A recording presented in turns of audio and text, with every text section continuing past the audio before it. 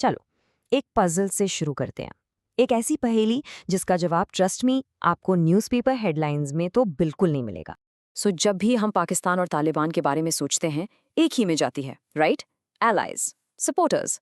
But what if I told you कि आज की तारीख में वही पाकिस्तान तालिबान के सबसे बड़े विक्टिम्स में से एक बन चुका है? Sounds crazy, doesn't it?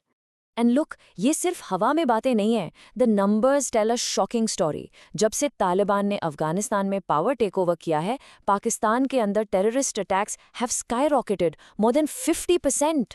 तो सवाल सीधा है, जो पाकिस्तान का सबसे बड़ा स्ट्रेटेजिक एसेट माना जाता था, वही आज उसके लिए इतना बड़ा खतरा, एक मैसिव थ्रेट कैसे बन? इस पैराडॉक्स को समझने के लिए हमें थोड़ा टाइम में पीछे जाना पड़ेगा, क्योंकि ये पूरी कहानी, बिलीव इट और नॉट, शुरू होती है एक सिंपल सी लाइन से, a line in the sand. This is the Durand line. देखने में तो ये बस एक बॉर्डर है, पर इसे ना अफगान्स ने बनाया, ना ही वहां के लोकल लोगों ने। नो, इसको खींचा था ब्रिटिश एम्पायर ने, उस वक्त जब वो रशिया के साथ अपनी ग्रेट गेम खेल रहे थे। और ये लाइन कोई फ्रेंडली एग्रीमेंट नहीं था, ये एक जंग का रिजल्ट था, एक वॉर जो अफगानिस्तान हार गया। और हारने की कीमत क्या थी? अफगानिस्तान को अपनी फॉरेन पॉलिसी और अपनी जमीन का कंट्रोल दोनों ब्रिटिश के हाथों में देना पड़ा। But the real tragedy, the most crucial point is this. ये लकीर अचानक से पश्तून लोगों के घरों के बीच से गुजर गई। एक ही रात में परिवार बंट गए, ट्राइब्स अलग हो गए, एक पूरा कल्चर लिटरली दो टुकड़ों में टूट गया। ये एक ऐसा जख्म है जो 100 साल से ज्यादा हो गए हैं, पर आज तक नहीं भरा। तो इसके बाद अफगानिस्तान एक चेस बोर्ड बन गया, जहां सुपर पावर्स अपने अपने मोहरे चलते थे। और इस गेम में पाकिस्तान हमेशा हमेशा से ही फ्रंट लाइन पर एक की प्लेयर रहा है।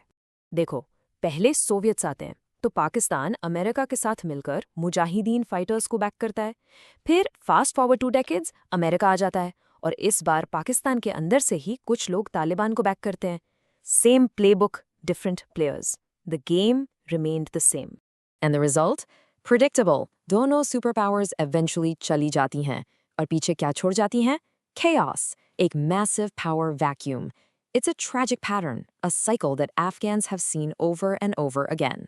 So the big question is, why? Pakistan इतना deeply involved क्यों हुआ? Well, इसका जवाब एक बहुत ही interesting strategic concept में छुपाया। This concept is called strategic depth. आसान भाषा में समझें तो पाकिस्तान को अपने सबसे बड़े राइवल इंडिया के अगेंस्ट एक बफर जोन चाहिए था, एक सेफ्टी नेट। और उनके लिए अफगानिस्तान में एक फ्रेंडली, प्रो पाकिस्तान और सबसे इंपॉर्टेंट एक कंट्रोलेबल गवर्नमेंट इस प्लान के लिए बिल्कुल परफेक्ट थी। So how did they do it? They started nurturing a new force right from the Afghan refugee camps, the Taliban. Step 1. ISI ने उन्हें funding दी, training दी, intelligence support दिया. Step 2. Border के पास तो madrasas थे, उन्हें recruiting grounds बना दिया गया. Or step 3, and this is crucial, उन्होंने पश्तू नेशनलिज्म की आग को बुझाकर एक radical Islamist identity को हवा दी. Basically, they created the perfect proxy army. Okay, now here's a crazy twist in the story. एक फन फैक्ट या कहूँ एक शॉकिंग फैक्ट। जानते हैं 1994 में तालिबान की अफगानिस्तान में एंट्री किसने आसान कराई थी? Hamid करज़ाई।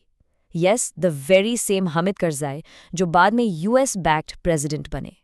This just shows you कि ये गेम कितना कॉम्प्लिकेटेड था और इसमें कितने सारे प्लेयर्स इन्वॉल्व थे। So Pakistan got what it wanted, उन्हें अपनी स्ट्रेटेजिक डेप्थ मिल गई। 2021 में the Taliban took over Afghanistan. Victory? But this victory came at a terrible price, a classic case of blowback. देखिए, सालों से ये जो बॉर्डर रीजन है, ये वायलेंस का एपिसेंटर रहा है। To put it into perspective, 2004 से 2009 के बीच अफगानिस्तान में जितनी भी वायलेंस हुई, उसका ऑलमोस्ट हाफ, 47%, इसी 100 किलोमीटर्स के बॉर्डर एरिया में हुई।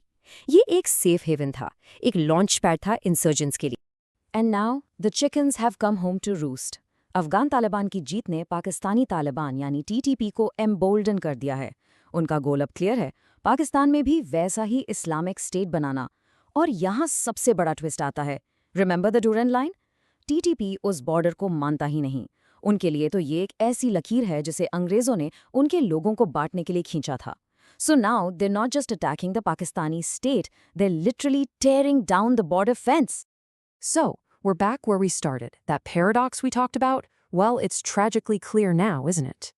तो इस पूरी कहानी का so what क्या है? A divided people, a legacy of foreign powers messing things up, और एक proxy जो इतना powerful हो गया कि अब अपने creator के control में ही नहीं है. The fire that Pakistan started for its own strategic depth, वो आग अब उनके अपने घर तक पहुंच चुकी है. It's a hard lesson. इस region में there are no simple victories. And this leaves us with one final haunting question. After centuries of conflict, can the Graveyard of Empires and its neighbors ever break this brutal cycle of violence? The truth is, no one has the answer.